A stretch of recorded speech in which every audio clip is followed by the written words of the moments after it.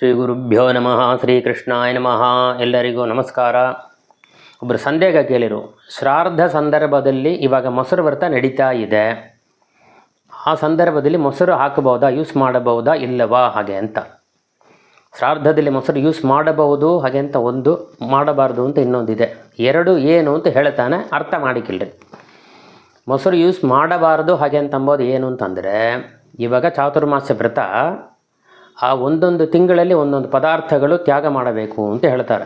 ಅಂದರೆ ನಾವು ತಿನ್ನಬಾರ್ದು, ದೇವರ ನೈವೇದ್ಯವೂ ಇಲ್ಲ, ನಾವು ತಿನ್ನಬಾರ್ದು ಅಂತ ಹೇಳ್ತಾರೆ.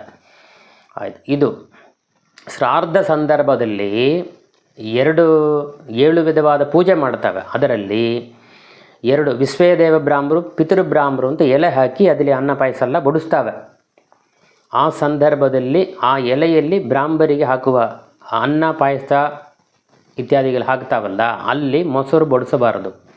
ಹಾಲು ವ್ರತದಲ್ಲಿ ಹಾಲು ಬಡಿಸಬಾರದು. ಅಷ್ಟೇ ಹೊರತು ಪಿಂಡ ಅಂತ ಬರುವಂಥ ವೇಳೆ, ಶ್ರಾರ್ಧ ಅಂದರೆ ಪಿಂಡ ಇಟ್ಟು ಮಾಡ್ತಾವೆ.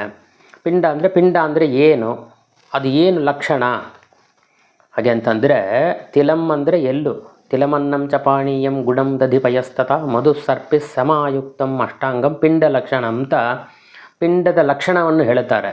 ಇದೆಲ್ಲ ಸೇರಿರೆ ಮಾತ್ರವೇ ಆ ಪಿತೃಗಳು ಪರಿಪೂರ್ಣನಾದ ಒಂದು ಪಿಂಡ ರೂಪದಲ್ಲಿ ಪಿತೃಗಳು ಇರ್ತಾರೆ ಹಾಗೆ ಅಂತ. ಅಂತರ್ಯಾಮಿ ದೇವರು ಅಂತ ಪೂಜೆ ಮಾಡ್ತಾವೆ ನಾವು ಒಂದು. ಇನ್ನೊಂದು, ಈ ಹಾಲು ಮೊಸರು ಇದೆಲ್ಲ ಹಾಕುವುದರಿಂದ ಇದಕ್ಕೆ ಅಷ್ಟಾಂಗಂ ಪಿಂಡ ಲಕ್ಷಣಂ, ಅಷ್ಟ ಅಂಗಗಳು, ಒಂದೊಂದು ಪದಾರ್ಥಗಳು ಒಂದೊಂದು ಅಂಗವಾಗಿ ಪಿತೃಗಳಿಗೆ ಇರುತ್ತೆ ಅಂತ ಹೇಳ್ತಾರೆ. ಇಲ್ಲಿ ಯಾವುದು ಕಮ್ಮಿ ಮಾಡಿರೋ ಅಂಗಹೀನವಾಗುತ್ತೆ ಅಲ್ಲಿ. ಆದ ಕಾರಣ ಮೊಸರು ವ್ರತದಲ್ಲಿ ಮೊಸರು ಪಿಂಡಕ್ಕೆ ಹಾಕಬೇಕು, ಆದರೆ ಬ್ರಾಹ್ಮರಿಗೆ ಬಡಿಸಾಕಿಲ್ಲ. ಅಡಿಗೆ ಪದಾರ್ಥದಲ್ಲಿ ಯೂಸ್ ಮಾಡೋಕ್ಕಿಲ್ಲ, ಪಿಂಡಕ್ಕೆ ಮೊಸರು ಹಾಕಬೇಕು. ಹಾಲು ವ್ರತದಲ್ಲಿ ಹಾಲೂ ಹಾಕಬೇಕು. ಜೇನು ಯಾವಾಗಲೂ ಬರುತ್ತೆ. ಹೀಗೆ ಆ ಪಿಂಡದ ಲಕ್ಷಣವೇ ಹಾಗೆ ಹೇಳ್ತಾರೆ, ಅದಕ್ಕೆ ಪ್ರಮಾಣವೇ ಅದು ತಾನೇ. ಇನ್ನೊಂದು, ಶ್ರಾವಣ, ಇವಾಗ ಮೊಸರು ವ್ರತ ನಡೀತಾ ಇದೆ, ನಾಳೆ ಶ್ರಾವಣ ಹಬ್ಬ, ಹೋಮ ಮಾಡ್ತಾರಲ್ಲ, ಶ್ರಾವಣ ದಿವಸ ಹೋಮ ಮಾಡ್ತಾರೆ ಮಠಗಳೆಲ್ಲ. ಹೋಮ ಮಾಡಿತಾನೆ ಜನಿವಾರ ಹಾಕಿಂತಾರೆ. ಆವಾಗ ಅದು ಮಂತ್ರದ ಪ್ರಯೋಗಗಳೇ ನೋಡಿರಿ ಅಂತಂದರೆ, ದಧಿ ಸತ್ತು ಹೋಮೇ ವಿನಿಯೋಗ ಅಂತ ಅಲ್ಲಿ ಹೇಳುತ್ತೆ. ಶ್ರಾವಣ ಹಬ್ಬ ಮಾಡೋ ಹೋಮದಲ್ಲಿ ಅಕ್ಕಿ ಹಿಟ್ಟು, ಎಳ್ಳು, ಬೆಲ್ಲ, ಮೊಸರು ಹಾಕಿ ಕಲಸಿ ಅದನ್ನು ಆಹುತಿಯಾಗಿ ಅಗ್ನಿಯಲ್ಲಿ ಹಾಕಬೇಕು ಅಂತ ಹೇಳ್ತಾರೆ. ಅದಕ್ಕೆ ಹೆಸರೇ ದಧಿ ಸತ್ತು ಅಂತ. ದಧಿ ಮೊಸರು ಬರುತ್ತೆ, ಮೊಸರು ವ್ರತ ಆದರೂ ಅಲ್ಲಿ ಮೊಸರೇ ಹಾಕಬೇಕು. ಇದು ಸಿಲ ಸಂದರ್ಭಗಳಿಗೆ ಅದನ್ನು ತೊಗೊಬಹುದು ಅಂತ ಹೇಳಿದ್ದಾರೆ, ತೊಗೊಂಡೇ ಆಗಬೇಕು ಅಂತ. ಇನ್ನೊಂದು, ಇವಾಗ ಏನೋ ಒಂದು ಸಂದರ್ಭ, ಇವಾಗ ಮಗು ಹುಟ್ಟಿದೆ, ಪುಣ್ಯವಾಚನ ಮಾಡಬೇಕು, ಅಲ್ಲ ಏನೋ ಒಂದು ಜಾತಾ ಶೌಚ, ಮರಣ ಶೌಚ, ಅಲ್ಲ ಏನೋ ಒಂದು ಸಂದರ್ಭ ಮನೆಯಲ್ಲಿ ಹೋಮ ಮಾಡ್ತಾರೆ, ಪಂಚಗವ್ಯ ಮಾಡಬೇಕು. ಇವಾಗ ಮೊಸರು ವ್ರತ ಅಂದರೆ ಮೊಸರು ಹಾಕಲಾದ್ರೆ ಅದು ಹೇಗೆ ಪಂಚಗವ್ಯವಾಗತ್ತೆ.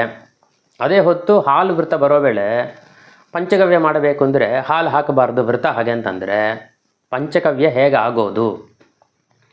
ಹಾಲು, ಮೊಸರು, ತುಪ್ಪ, ಗೋಮಯ, ಗೋಮೂತ್ರ, ಕುಶೋದಕಂತ್ರ ದರ್ಭೆಯಿಂದ ಕೊಂಚ ನೀರು ಹಾಕಬೇಕು ಅಂತ ಹೇಳ್ತಾರೆ.